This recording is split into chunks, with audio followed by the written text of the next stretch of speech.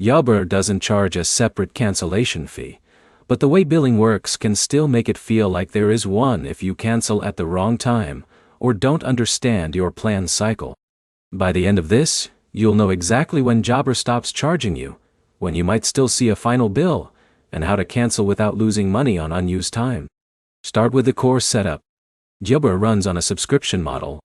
That means you're paying for access during a billing period, not paying per use. So cancellation is really about stopping future billing, not paying a penalty. Now look at timing. If you cancel during an active billing cycle, you usually keep access until that cycle ends. But you typically don't get refunded for the unused portion of that period. That's one of the main reasons people think there's a cancellation fee.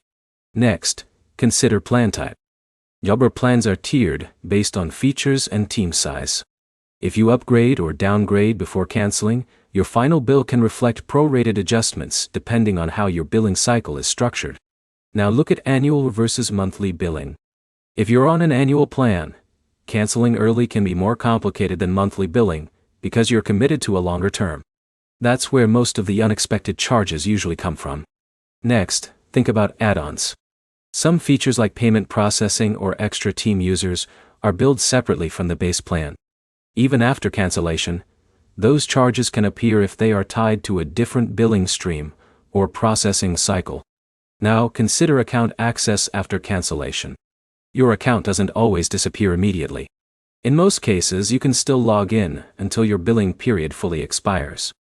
That window is important if you need to export invoices, customer lists, or job history. Next, look at refunds. Jabber doesn't automatically issue refunds when you cancel. Refunds usually depend on timing and whether you're eligible under their billing terms. Now understand the system.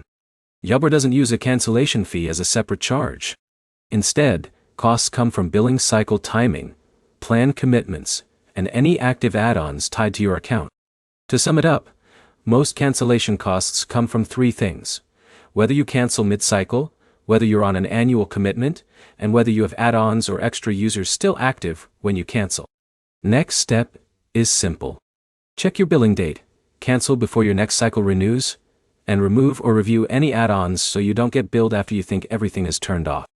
If this helped, like the video, subscribe for more Jabber breakdowns, service business software insights, and simple explanations that help you avoid unnecessary subscription costs.